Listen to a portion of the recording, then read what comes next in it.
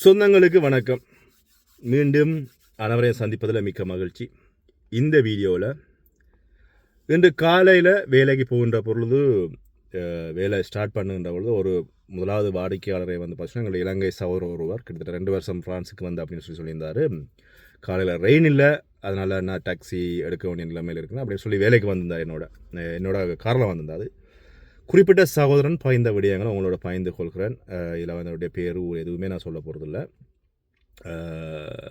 ஒரு விசா இல்லாத சகோதரர் இங்கே என்ன விழா கஷ்டப்படுறாரு அப்படின்றதுக்கு நான் ஒரு விஷயமாக இதை பாய்ந்து கொள்கிறேன். அதுக்கு முன்பதாக ஒரே ஒரு விஷயம், ஒரு விசா இல்லாத சகோதரருக்கு, அதாவது விசா இல்லாத ஒரு நபருக்கு உண்மையில் இந்த நாட்டு சட்டத்தின்படி சம்பளம் கொடுக்க முடியுமா இல்லையா அப்படின்றதும், இந்த நாட்டு சட்டப்படி அவர் வந்து எவ்வளோ நேரம் வேலை செய்ய வேண்டும் அப்படின்றது உங்களுக்கு தெரிஞ்சதவங்க கருத்தில் சொல்லுங்கள், பார்க்கலாம் யாருக்கெல்லாம் உண்மையான விஷயங்கள் தெரிகிறது அப்படின்னு சொல்லி. குறிப்பிட்ட சகோதரன் யாழ்ப்பாணத்தை சேர்ந்தவர். யாழ்ப்பாணத்தில் இருந்து இலங்கையிலிருந்து இங்கே வந்திருக்கிறாரு. 2 வருடங்கள் வந்து குறிப்பிட்ட சகோதரனுக்கு வந்து இங்கே வருவதற்கு வந்து பார்த்திங்கன்னா இலங்கை பெறுமதியில் பெரிய ஒரு அமௌண்ட், கிட்டத்தட்ட 70 லட்சத்தி ஏதோ சொன்னார், வந்து வருவதற்கான கடனாக வந்ததாம். அங்கேருந்து தான் வந்து தன்னுடைய காணிகள் எல்லாத்தையும் அடமானம் வைத்து விட்டு வந்ததாகவும் குறிப்பிட்ட சகோதரர் வந்து பாய்ந்திருந்தார்.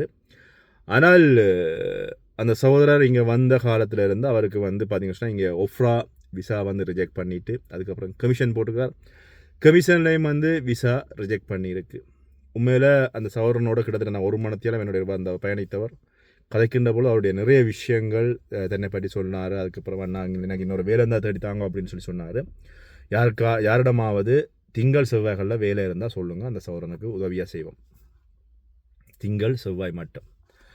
அது மட்டும் இல்லாமல் அந்த சகோதரர் வந்து இங்கே வந்த நாளில் இருந்து விசாக்கள் ரிஜெக்ட் பண்ணப்பட்டு விட்டது. அதுக்கப்புறமாக ஒரு இடத்துல நிம்மதியாக இருக்க முடியலைன்னா, ஒரு குடும்ப உறவுகளோடு நான் இங்கே வந்து வாழ்ந்து கொண்டிருந்தேன். அவர்கள் எனக்கு வேலை இல்லை, விசா இல்லை, கமிஷன் ரிஜெக்ட் பண்ணிவிட்டு ஒஃப்ரான் ரிஜெக்ட் பண்ணிவிட்டு அப்படின்றதன் அடிப்படையில் உடனடியாக என்னை வந்து வீட்டை விட்டு வெளியேற்றி விட்டார்கள் அப்படின்னு சொல்லி குறிப்பிட்ட சகோதரன் என்னோட பகிர்ந்திருந்தார்.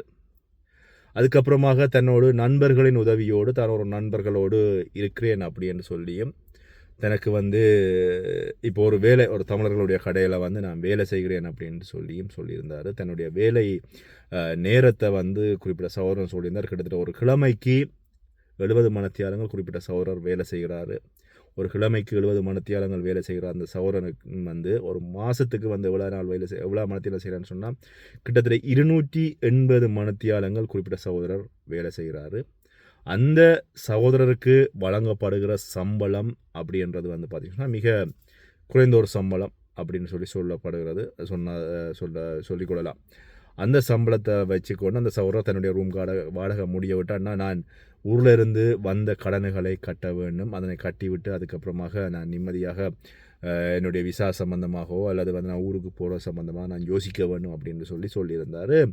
இதில் நான் நிறைய விஷயங்கள் அவரோட கதைக்கின்ற பொழுது அவர் சொன்ன விஷயங்கள், தான் எதிர்பார்த்து வந்த வாழ்க்கை வேறு, இப்பொழுது இங்கே இருக்கின்ற வெளிநாட்டு வாழ்க்கை என்பது வேறு. இங்கேருந்து அங்கே வந்து அவ்வளோ பேர் ஆடம்பரமாக திரிகிறார்கள், ஆனால் இங்கே இருக்கின்ற பொழுது இவ்வளோ கஷ்டப்பட்டு உழைக்கிறோம் அப்படின்றது வந்து அங்கே அவங்க இருப்பவர்களுக்கு புரியலைன்னா அப்படின்ற விஷயம் வந்து கொஞ்சம் கவலையாக சொன்ன விஷயம்தான், வேதனையாகவும் இருந்தது. உண்மையில் இப்படிப்பட்ட சகோதரர்களுக்கு வந்து எங்களால் முடிஞ்ச உதவிகளை செய்யணும்னு சொன்னால், அந்த சகோதரர் வந்து சொன்னால் தான் வந்து மதுவுக்கா அடிமையாகவே இல்லை, அது மட்டும் இல்லாமல் தனக்கு இந்த சிகரெட் பழக்கமோ எதுவும் இல்லை, தான் வந்து காதலில் இல்லை, தனக்கு வந்து 2 தங்கைகள் இருக்கிறார்கள், 2 தங்கைகளையும் கரை சேர்க்க வேண்டிய பொறுப்பு இருக்கிறது, 2 தங்கைகளுக்கும் ஒவ்வொரு வீடு கட்டி கொடுக்க வேணும், அதுவும் அவங்களுக்கு திருமணம் முடித்து கொடுத்துட்டேன் அப்படின்னு சொன்னால் நான் வந்து என்னுடைய அடுத்த கட்ட பயணத்தை பற்றி நான் யோசிக்கலாம் அப்படின்ற விஷயம். நான் அப்போ சொன்ன குறிப்பிட்ட நீங்கள் நிறுவனம் ஒன்றில் வேலை செய்கிறீங்க அப்படின்றதன் அடிப்படையில் அந்த குறிப்பிட்ட நிறுவனத்தினுடைய முதலாளியிடம் நீங்கள் ஒஃப்ரா கமிஷன் ரிஜெக்ட் பண்ணிட்டேன்னு சொன்னால் நீங்கள் நேராக கேளுங்களேன்,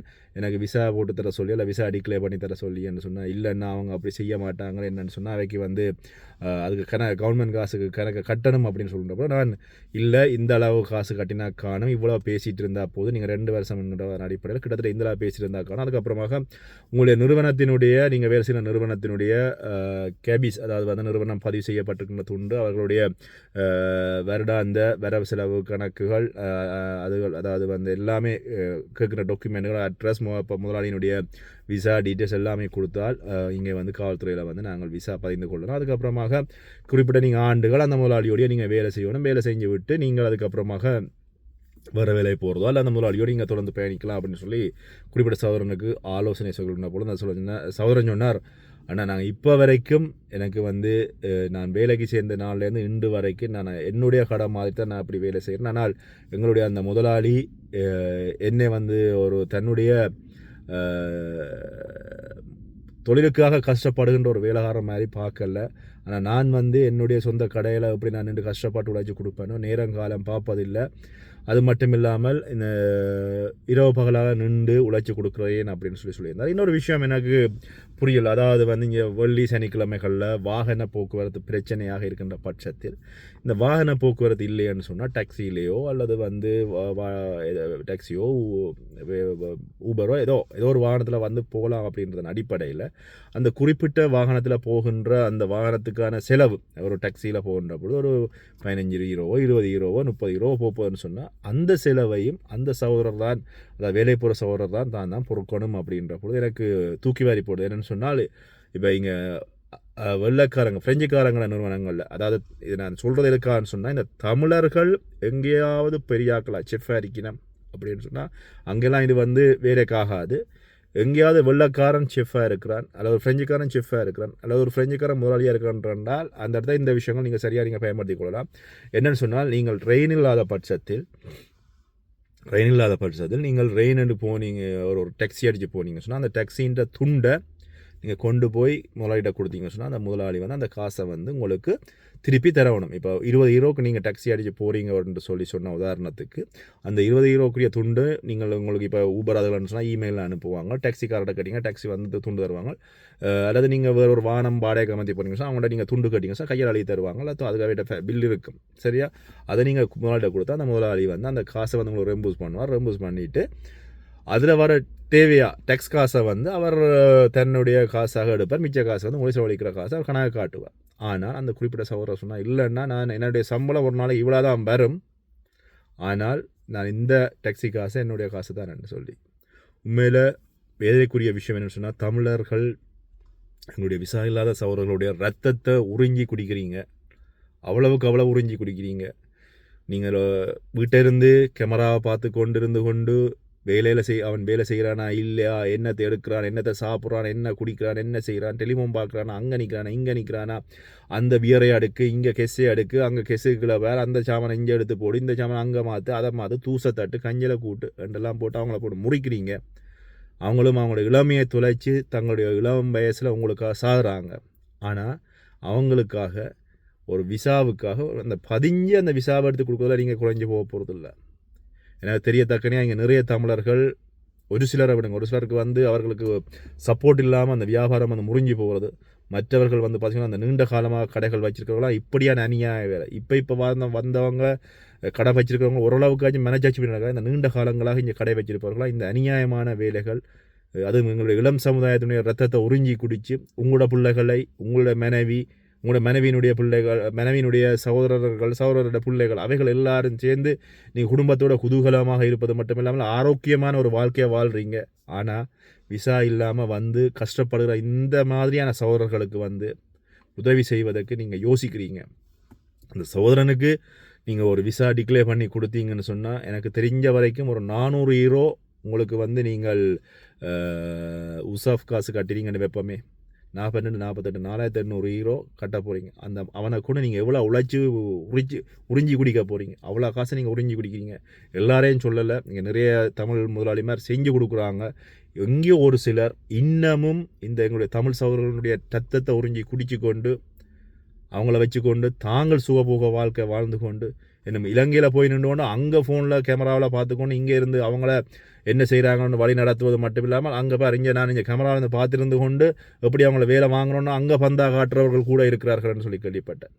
அவ்வளவுக்கு எங்களுடைய அந்த விசா இல்லாத அவர்களை முறிக்கிறீங்க. பாவம். இந்த பாவத்துக்கெல்லாம் எங்கேயோ எடுத்த கணக்கு நீங்கள் சொல்லத்தான் நான் வேணும். இப்போ இல்லாட்டியும் படுத்த படுக்கையில் பரலோகம் போய்க்கு அதிலிருந்து யோசிச்சு கொண்டு என்னென்ன பாவம் யாராருக்கு என்னென்ன வேளாருக்கு என்னென்ன செஞ்சேன் என்ன துன்புறுத்தினேன். சில இடங்களில் இந்த கீழ் மாடியிலேருந்து மேலே சாமான் தூக்குறதுக்கு வந்து படி வந்து இப்படி குத்தனை வச்சுருப்பீங்க. அந்த படியில் அவன் சாமான கொண்டிருக்கிற அவனை நேரி போயிட்டு அவனுக்கு நாளைக்கு கொண்டு நடந்தால் அவனை நம்பி இருக்கிற குடும்ப சகோதரர் யார் பார்த்து சொல்கிறான். சில பேர் யோசிக்கிற இந்த படியை வந்து இப்படி கட்டுறதில்ல, இப்படி சத்தாரை கட்டாமல் இப்படி மேலே வச்சிருப்பான். அதெல்லாம் என்னெந்த யோசனையில் கட்டுறார்கள்னு சொல்லி தெரியல சில முதலாளிமார். அது சத்தாரா காட்டினா அது கொஞ்சம் அவன் உடம்புல நோகமாச்சும் கொண்டு வருவான். அதில் அந்த வண்டில்களை வந்து வேண்டி கொடுக்குறதுல அவங்க சாமானை ஏற்றி அங்கே இங்கே வையன்னு சொல்லி தூக்கி வச்சு அதில் உருட்டான்னு அவனை முறித்து 25 கிலோ அரிசியை தூக்கு, 30 கிலோ அரிசியை தூக்கு, 50 கிலோ அரிசியை தூக்குன்னு சொல்லி அவனை தூக்கி தோளில் வச்சு அவனை அங்கே தாய் தகப்பன் அவனை சொகுசாக வளர்த்துருப்பாங்க. பெரிய ஒரு ஆடம்பர வாழ்க்கையை வாழ்ந்துருப்பான். கடன்பட்டு வந்துட்டேன், நீங்கள் வெளிநாட்டு வாழ்க்கையை நம்பி வந்துட்டேன் என்பதற்காக அவன் சாகுறான். அதான் உண்மை வேதனை. பார்த்தா நிறைய கடைகளில் எங்களுடைய சகோதரர்கள் படுற வேதனையை பார்த்தா மிக வேதனையாக இருக்குது. ஏதோ அந்த சகோதரர் என்னோட பயந்த விஷயம் உங்களோட பயந்து கொண்டேன். இது பற்றி உங்களுடைய கருத்துக்களை என்னோட பயந்து கொண்டேன். நன்றி.